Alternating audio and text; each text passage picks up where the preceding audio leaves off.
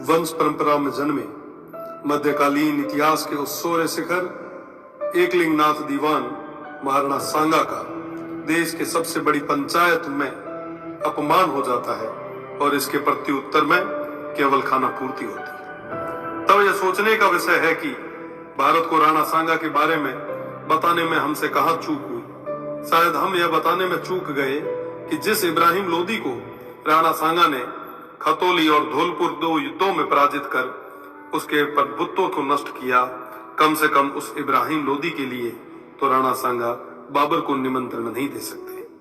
1519 में गागरोन के युद्ध में मालवा के सुल्तान महमूद खिलजी को 3 महाबंदी बनाने वाले, ईडर के युद्ध में गुजरात के मोहम्मद शाह की सेना को पराजित करने वाले, दिल्ली, मालवा और गुजरात की संयुक्त सल्तनतों को हराने वाले तत्कालीन भारत के शक्तिशाली शासक राणा सांगा को कहां जरूरत है किसी विदेशी को आमंत्रित करके सहायता लेने की। दौलत खान लोदी जैसों के निमंत्रण पर आए बाबर के विरुद्ध मेवाड़ के आसपास के शासकों ने राणा सांगा के झंडे के नीचे बाबर जैसे आक्रांताओं से लोहा लिया। जिस राणा सांगा के साथ आमेर से पृथ्वीराज जी कछवाहा, बीकानेर से कल्याणमल जी, जोधपुर से मालदेव जी, मेड़ता से मीराबाई जी के पिताजी रतन सिंह जी व वीरमदेव जी, ईडर से भारमल जी, बूंदी से नरबत जी हाड़ा, सिरोही से अखेराज जी देवड़ा, सादड़ी से झाला अजय जी, चंदेरी से मदीनी राय प्रतिहार जी, हसन खान मेवाती सहित आसपास के सभी सरदारों का सहयोग हो, उन महाराणा सांगा को किसी विदेशी की सहायता की आवश्यकता नहीं।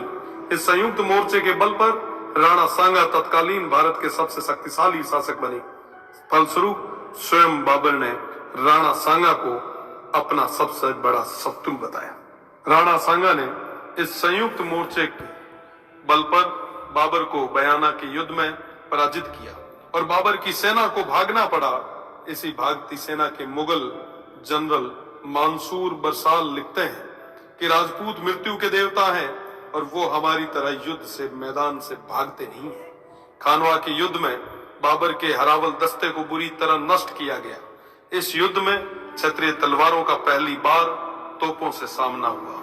उन तोपों को नष्ट करने के लिए वीरों ने अपने सिर तोपों में देके उन्हें नष्ट किया। आज भी यह खानवा गांव महाराणा सांगा के नेतृत्व में इन देशभक्त सूरवीरों के राष्ट्र व धर्म की रक्षा विदेशी आक्रांताओं बाबर और उनकी सेना से युद्ध करते हुए प्राणोत्सर्ग करने का साक्षी है। राणा सांगा न केवल वीर थे बल्कि सभी धर्म और पंथों का सम्मान भी करते थे। राणा सांगा उत्तर भारत के स्वाभाविक नेता बन के उभरे।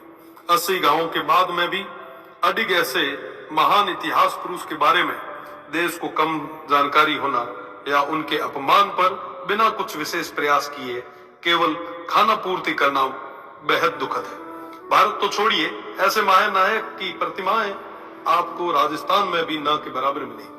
महाराणा सांगा की विरासत और धरोहरों को आज संरक्षण की आवश्यकता है। इस और ध्यान देना हम सभी का कर्तव्य है। ऐसे प्रयास ही महाराणा सांगा के प्रति सच्ची श्रद्धांजलि होगी और इनके इतिहास को धूमिल करने का प्रयास करने वालों को करारा जवाब।